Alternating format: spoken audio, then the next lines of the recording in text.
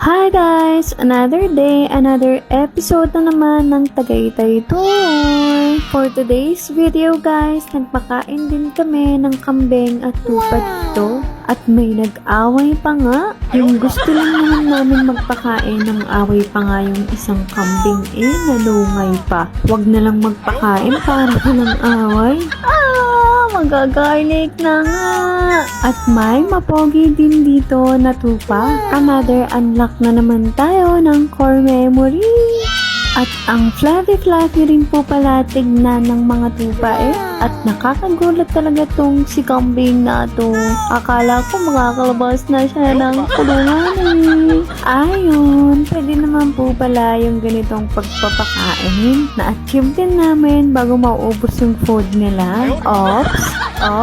See you on next episode guys. Bye-bye.